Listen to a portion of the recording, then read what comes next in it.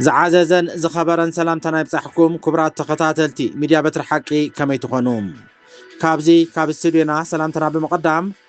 نلومون كم تلمود وانا وزيناتاتنا بخم كنبلو مينام نختكتاتلو عدمينا ايو نزي channel لايك شير سبسكرايب امغبراي زنقعو فلما كاندي ارستاتوم منغست ايرترا ترير مغلصي كم زوصه تحبيروم دكتور دبراتيان قبر ميكائيل حويسو لعلوت حالف تحوحاتن سراوي تقراين فانون ايرترا خمزاتو تقليصون ايرتران حبرات هاقراتن زتا خمزة كايدو تحبيرون نا ايتوبيا عطوقاتن تقاوم تحايلتاتن حوحاتن فانون حويسو حدشت امرات كمز مسراتون اب ايتوبيا سلطان حيزولو منقس بلصقنا نمعلاو كمز تسمامعو تقليصون إذا خمزي لنكله منغست فدرال إثيوبيا قبل على ختمة مقالة دبداب درون كم زكايده تقليصون منغست نروي نشدشت إرتراويان زي جنات بمحداق كاب هاجرو كسوقهم كم زوسنة تقليصون هذي ميديا بترحق يوم منغست إرترا ترير مغلتي أوصيهم عبعد إنجليز بشم إرترا عقب حاتي تزبهل زلو الكسب نبزحات يزرارب كم زلو تقليصون بقداي نايتي عبعد انجليز انا وارقبن زفصمم بروك دسالن استباهله ود 33 عامت من اسي امباسي ارترا عبعد انجليزن ايرلاندن مغلصي زوصاو خوينم امباسي ارترا اب مغلصيو نمنነት نتي انا وارقبن مفصامو تغلي زلو سب زملكت جيجا زيناتات يسرح كم زلو كحبرن كلهم من اسي ارترا مخانو زرغاغص سند كم زي لغليصون لهم امباسي ارترا ابز صحافو دبدابي تي ارتراو تباهيلو زلو سب اب زرزر ارتراويان كم زي يلم كحبرن كلهم نوتم ارترا بمبال زغاو حزلو وغناتون ارتراو مخانو زملكت مرتعو حاتيتو زاغيت ملسي كم زي رخبه غليصوم بسنكن ارتراويان كوهاب صنحه فولي ادلو مقبال اسالم بزحات اثيوبياويانن ارتراويانن زيغاتات مخانو بمحبار ورقات كم زوسلو زملكتتي امباسي استرئيو سعبين نايتي عبعد انجليز تخون كالين اوروبا هاجرات بسنك زختلو صر ارترا زخونه بوليسي إللوم منستر زينا ارترا يمانه قبر مسقل اب ገጻቴ ክሳብ ዝፈሮ ጽሑፍውን ኤርትራውያን ናይ መቀባል ውሳኔ ህዝቢ ኤርትራ ብመላእ ቁጽሪ ንምጉዳልን ንምጽናትን ምዃኑ ክሕብርን ከሎም ካብቶም ኤርትራውያን ኢሎም ናብ ሃገራት ኤውሮጳን ዓዲ እንግሊዝን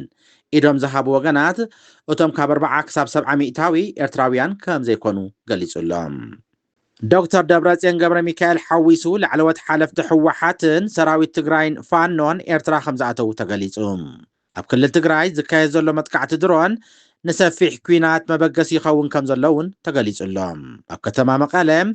بقدام متقعت درون كم استفصامن تفصام دما نسفيح كوينات مبقس مخانو زتفلالي ميدياتات يقلصلهم اتي ابل علي نصحات سبات سخاده متقعتي حزب نبدحال زعلم مخانون يحبر ناي بلصقنا حيلي ابل علي تግራይ بقصالي ناي درون دبدابات حزبي كساقن مريحنت كداخم مخانو زقص زلو ፖለቲከኛታት ناي بلصقنا حيلي بناي درون دبدابات ጥራይ ناي صمدو حيلي كمክት ተበጊሱ ከም ዘለውን يحبروم ناي بلصقنا حيلي رحقات بوتان رقاقت عتقي تكنولوجين لعلواي ايد كتحزو خمز خئل زقلصو زلو ፖለቲከኛታት اب سمين زلو حيلين اب عديس ابا قرب زخئل تكنولوجي كم زي هانصه يገልጹም امنغوتوم مودع فدرال منغستي سرحو زلوم تقاومت وغنات كيدان تمسريتو خم زلو زحبرو وغنات اتخيدان منقلي نايت دبداب مخانون كحبرن كلو ناي بلصقنا حيلي حادش وتهدراو خيدان توداديبو اب متقعتي كيبصحم كتقعو مديبو خم زلو وسيخم يحبروم ناتي اب لعلي ختما مقاله استخياده متقعت درون عملكيتوم بركت زبلو وغنات مغلص يزوصو خوينوم اذا خمزي لكله دما مسراويت ኢትዮጵያን መንግስት ኢትዮጵያ ቅርበት ዘለዎም ሓይልታት ዶክተር ደብረጽዮን ገብረ ሚካኤል ሓዊሱ ለዓለወት ሓለፍቲ ሕወሓትን ሰራዊት ትግራይን ፋኖን ኤርትራ ከምዝኣተው ይሕብሩለዎም እዞም ምስ መንግስት ኢትዮጵያን ሰራዊት ምክልኻል ኢትዮጵያን ቅርበት ዘለዎም ሓይልታት ደብረጽዮን ሓዊሱ 4 ናይ ፖለቲካ መራሕቲ جرنال فساها مانجوس جرنال ودي مديد حويسو شدشته ناي TDF أمرارحان زمن كاسيان جرنال تفرع مامون حويسو 4 ناي فنو أمرارحا بقربة مالي إيرترا خمزاتو تقليص اللهم إيرتران حبرات هاقراتن زتا خمزة كايدو تقليصهم ኣምባሳደር ሶፊያ ተስፋ ማርያም ምስ ሚኒስተር ሮበርት ቤርሎስ ምክትል ሕቡራት ሃገራት ኣብ ምምስራት ሰላም ተረኺባ ከም ዘተት ተሓቢሩ ክልቲኦም ወገናት ኣብ ምምስራት ሰላም ቀርኒ ኣፍሪካ ዘተኮረም ዘተ ከም ዘካየዱ እውን ተገሊጹሎም ኣብቲ ኣብ ኤክስ ዝወፀ ጽሑፍ ከም ዝሓበሮም ኣብ መንጎ ሃገራት ቀርኒ ኣፍሪካ ቁኑዑን ኣብ ስትራቴጂ ዝተመስረተም ዘተ ክካየድ ግዜ ዝጠልቦ ምዃኑ ኣብቲ ኣብ ቤት ጽሕፈት ሶፊያ ተስፋ ማርያም ዝተካየደ ርክብ ምሕባር እውን ተገሊጹሎም ኣብ ቀርኒ ኣፍሪካ ህዝቢ ካብ መረበቱ ተመዛቢሉ ክነብር ተፈሪዱ ከም ዘሎ ዝገልጹ እቶም ሰበስልጣናት እቲ ኣብ ዓለም ካብ ዘለው ዞባታት ሓደ ዝኸፍአ ኮይኑ ዝርከብ ናይ ቀርኒ ኣፍሪካ ኩነታት ዝመሓየሸሉ መደባት ክሕንፀፅ ፀዊዖም ኣለው ሞትን ምምዝባልን መለለይ ናይቲ ዞባ ኮይኑ ክቅፅል ከም ዘይግባእ ኣብቲ ዘተ ከም ዝተሓበረ ዓለም ነቲ ኩነታት እናረኣየት ምስቃጣ ጉጉይ ምዃኑ እውን ቁልጡፍ ስጉምቲ ዝውሰደሉ ግዜ ከም ዝበፅሐ እውን ኣብቲ ዘተ ተገሊጹሎም ኤርትራ ኣብ ቀርኒ ኣፍሪካ ንዘሎ ሃዋሁ ሰላም ፍታሕ ንምምፃእ ክትሰርሕ ከም ፀንሐትን ከምኡ እውን ክትቅፅል ምዃና ቀዋሚት ወኪል ኤርትራ ኣብ ሕቡራት ሃገራት ኣምባሳደር ሶፊያ ተስፋ ማርያም ዝሓበረት ክትከውን ከላ ኣህጉራዊ ትካላት ሰላም ንምምፃእ ኩሉ ዘድሊ ክገብሩ ብምሕፃና እውን ተሓቢሩሎም ናይ ክልቲኦም ወገናት ዘተ ሰላም ምርግጋእን ምትሕባርን ዞባ ቀርኒ ኣፍሪካን እዋናዊ ምዕባለታቱን ዘተኮረ ምንባር እውን ብተወሳኺ ክፍለጥ ተኻኢሉሎም ናይ ኢትዮጵያ ዕጡቃትን ተቃወምቲ ሓይልታትን ሕወሓትን ፋኖን ሓዊሱ ሓድሽ ጥምረት ከም ዝመስረቱን ኣብ ኢትዮጵያ ስልጣን ሒዙ ዘሎም መንግስቲ ንምዕላው ከም ዝተሰማምዑ ተገሊጹ አንጻር መንግስት ኢትዮጵያ ይቃለስ ከም ዘሎ ዝንገረሉ ዕጡቅ ጉጅለ ፋኖም ኣብ ከባቢ ደብረ ማርቆስ ሓድሽን ፍሉይን መጥቃዕቲ ከም ዝፈነወ ተገሊጹ እቲ ብሄራዊ ምንቅስቃስ ኣምሓራ ዝኾነ ፋኖም ኣብ ከባቢ ደብረ ማርቆስ ዝፈነዎ መጥቃዕቲ ካብቲ ቅድሚ ሕጂ ዘካየዶ ዝነበረ ዝተፈልየ ምዃኑ ዝሓበረ ምንጭታት ናይቲ ዕጡቅ ሓይሊ ኣብዚ ሓድሽ መጥቃዕቲ 49 ወተሃደራትን ከም ዝሞቱን 29 ወተሃደራት ድማ ከም ዝተማረኹን ተገሊጹሎም ኣብቲ መጥቃዕቲ ብዝሒ ወተሃደራዊ ኣፅዋርን ኣብ ትሕቲ ቁፅፅር ከም ዘእተወ ዘመልከተ እቲ ዕጡቅ ጉጅለ ሓድሽን ሰፊሕን መጥቃዕቲ ክቅፅል ምዃኑ ገሊጹሎም ኣብ ዝተፈላለየ ክፍላት ኣምሓራ ዘሎ ዕጡቅ ጉጅለታት ፋኖ ኣብ ሓደ ተጠሚሮም ወተሃደራዊ ኺዳን ክፈጥሩ ምዃኖም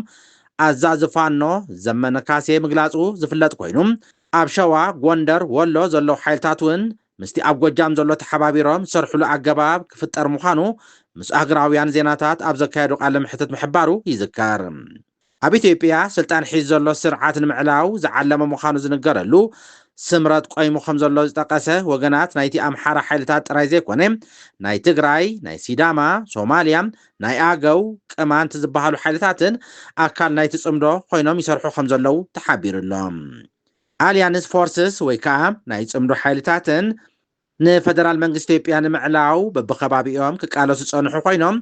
ትሽዓተ ውድባትን ዕጡቃት ሓይልታትን ኢትዮጵያ ጥሙር ሓይሊ ከም ዘቆሙ ብሰፊሑ ዝግለጽ ዘሎ ጉዳይ ኮይኑ መሰረት ሓበሬታ ናይ ስዊዝ ጋዜጣ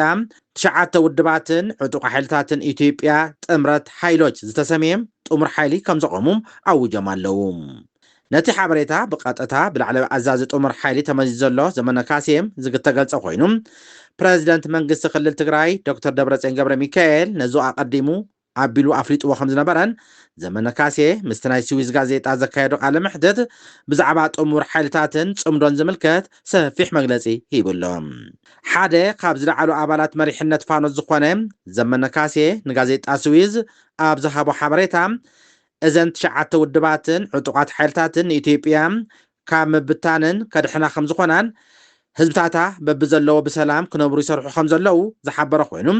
እዚ ሓድሽ ወተሃደራውን ፖለቲካውን ጥምረት ንዘመነ ካሴ ናይ ፋኖ ከም ላዕለዊ ኣዛዚ ዶክተር ደብረጽዮን ገብረ ሚካኤል ናይ ሕወሓት ከም ዋና ጸሓፊ ብጃንማሮ ዝፍለጥ መራሒ ኦሮሞ ኩምሳ ድሪባ ምክትል ላዕለዋይ ኣዛዚ ኮሎኔል ዑስማን ዓሊ ናይ እንጉሜም ዓፋር ሓላፍ ፖለቲካዊ ቤት ጽሕፈት ጀነራል ፍሳሐ ማንጁስ ከም ላዕለዋይ ወተሃደራዊ ኣዛዚ ጀነራል ተፈራማሞ ከም ምክትል ወተሃደራዊ ኣዛዚ ወዘተ ዝተመርጹ ምዃኖም ገለ ውሽጣዊ ምንጭታት ይሕብሩ ኣለው ብተመሳሳሊ ዜና መንግስቲ ፌደራል ኢትዮጵያ ኣብ ልዕሊ ከተማ መቐለ ደብዳብ ድሮን ከም ዘካየደ ተገሊጹ ሰራዊት ምክልኻል ኢትዮጵያ ትማሊ ሰዓት 11 ናይ ንግሆም ኣብ ከተማ መቐለም ከባቢ ዳዕሮ ኣብ ዝተባህለ ቦታ ኣብ መንበሪ ኣባይቲ ደብዳብ ድሮን ከም ዘካየደ ተሓቢሩ በቲ ፍንጣሪ ደብዳብ ድሮን ኣዴታትን ኣብ ሰፈሮም ዝፃወቱ ዝነበሩ ህፃውንትን ተወቂዖም ኣብ ሆስፒታል ሕክምናዊ ረድኤት ይግበረሎም ከም ዘሎ ተገሊጹሎም ኣብ መንበሪ ኣባይትን ከቢድን ቀሊልን ሓደጋ ከም ዝበፅሐ ቴሌቪዥን ትግራይ ሎሚ ጸብጺብሎም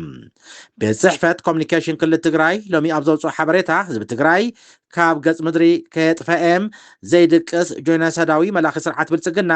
ከካይዶም ዝቐነየ ደብዳብ ድሮን ኣየርን ብምቕጻል ብ21 ነሓሰ 2026 ረፋድ ኣብ መቐለ ናይ ድሮን ደብዳብ ኣካይዱ ኢሉሎም እቲ መግለፂ ወሲኹ ከም ዝሓበሮ ስርዓት ኣብ ከተማ መቐለ ኣብ ክልተ ቦታታት ደብዳብ ዘካየደ ክኸውን እንከሎም እቲ ሓደ ኣብ ክፍለ ከተማ ሓወልቲ ጣብያ መሞና ቀጠና 27 ኣከባቢ እንዳ ማርያም ኣብ ዝተባህለ ቦታ ክኸውን እንከሎም ኣብ መንበሪ ኣባይቲ ኮይኑ በቲ ደብዳብ ክልተ ዓበይትን ክልተ ህፃውንትን ቆሲሎም ሕክምናዊ ሆስፒታል ኣትዮም ከም ዘለው ተሓቢሩሎም እቲ ካልኣይ ድማ ኣብ ከባቢ ኩሓ ኮይኑ ብኣጋጣሚ ዝበፅሐ ሓደጋ ከምዘየለ ገሊጹሎም ስለዝኾነ ጆኖሳይዳዊ ስርዓት ብልጽግና ብዓይኒ የብለይ ስኒ የብለይ ዘይመልኦ ጆኖሳይድ ንምቕጻል ተኸታታሊ ደብዳብ ክካይድ ከም ዝቐነየ ርድኡ ኢሉሎት መግለጺ ካብዚ ምብጋስ መላእ ህዝቢ ትግራይ ብዝገብሮም ኩሎም ዓይነታት ምንቅስቃሳት ልዑል ጥንቃቐ ክገብር ፀዊዑሎ ተመግለጺ መንግስቲ ኖርዌይ ንሽዱሽተ ኤርትራውያን ዜግነት ብምሕዳግ ካብ ሃገራ ክሰጎም ከም ዝወሰነት ተገሊጹ ክፍሊ ኢሚግሬሽን ኖርዌይ ንሽዱሽተ ኤርትራውያን ዝነበሮም ናይ ኖርዌይ ዜግነት ብምሕዳግ ካብቲ ሃገር ክሰጎም ከም ዝወሰነት ተገሊጹ السجومت زي زوسر زلهم زم سبات أبغى زي حتى عبام زهابو قالن دحيرام زرعي وتكبارن تجارج بمركبو مخانو تغليز اللهم زم إرتراويان نام نروي أبزعته لأوان كم منجس إرترا بدل نقفعن كم زبز حم بمجلاس عقبة زرخب يوم يكون بر دحيرام دقفت نايتي زهذا ملو سرعات كوينه بمركبو تزقربو ناي حاصد قال زي قنتهم نغحدقون كسقاقو مغنيات كوين اللهم ቤት ጽሕፈት ኢሚግሬሽን ኖርዌይ ብጠቕላላ ንኣስታት ዒስራ ዝኾነ ኤርትራውያን ዜግነቶም ዘሕደገ ኮይኑ መብዛሕትኦም ናብ ቦርድ ይግባይ ኢሚግሬሽን ጥርዓን ኣቕሪቦም ኣለዉ ካብቶም ጉዳዮም ዝተረኣየ 9 ሰባት ናይቶም 6 ናይ ምስጓግ ውሳኔ ክጸንዕ እንከሎም ናይቶም 3 ግን እቲ ውሳኔ ደብኮም ዝበለ ተሓቢሩሎም እቲ ቦርድ ኣብ ዝመጽእ ወቕቲ ጽድያም ጉዳይ ናይቶም ዝተረፉ 9 ኤርትራውያን ክርኢ ትጽቢት ይግበር ክፍሊ ኢሚግሬሽን መንግስቲ ኖርዌይ ብ27 ሕዳር 2025 ሕቶ ኣቦኦም ተቐቢሉ ዜግነት ንዝሃቦም ኤርትራዊ ዝመበቀሎም ናብቲ ሃገር ብስደት ዝኣተው ዜጋታት ኣንጻር ተቕረቡ ሕቶም ንመንግስቲ ኤርትራ ዘለዎም ደገፍ ንልዕሊ 2 ዓመታት ክምርምር ድሕሪ ምጽናዕ ናይ ኖርዌይ ዜግነት ክሕድጎም ይሸባሸብ ከም ዘሎ ተገሊጹ ነይሩ እዩ ይኹን እምበር ሓንቲ 5 ኣባላት ዘለዎ መርማሪት ጉጅለ ንዝሓለፉ 2 ዓመታት ጉዳይ 135 ዜግነት ኖርዌይ ዘለዎም ኤርትራውያን ክትምርምር ጸኒሓ እያ እዛ ጉጅለ ምርመራ ዘካየደቶም ተውልቀ ሰባት ኣብ ማሕበራዊ መራኸቢታትን ዝጽሕፍዎ ጽሑፋትን ዘርኣይዎም እንቅስቃሳትን መሰረት ብምግባር እዩ ብመሰረት ውጽኢት ምርመራ ካልኦት ካብቶም 135 ሰባት እውን ዝተዋህቦም ዜግነት ክሕደጉ ከም ዝኽእሉ ተመልኪትሎም ኩሎም እዞም ምርመራ ዝካየደሎም ዘሎ ሰባት ዜግነት ኖርዌይ ተዋሂብዎም ብውሕዱ ን7 ዓመታት ኣብታ ሃገር ዝነበሩ እዮም ቅድሚ 9 ኣዋርሕ ኣብ ዝመጽእ ሓበሬታ መንበሪ ፍቃድ 20 ሰባት ክሕደግ እንከሎም ጉዳይ ተወሰኽቲ 30 ሰባት ድማ ይምርመር ከም ዝነበረ ይዝከር بمسرات حق نروي حدا سب عقبة نمركاب زهابو حبريتا جيجا وي حاسوت مخانو انت ترقاقيسو زتو هابو من برفقاد زي قناتن كحدق يخي اليوم منقص نروي كم زعام السلاسو قوم تخوصد ازي ناي مجمرتا اوانيوم كوبرا سمعتنا على تاوزينا ازمسل نيرو سلام كتالكم عزينا نمسجن نزي شانال لايك شير سابسكرايب امقبارايت زنقعم دحان حلرو لو عمليتي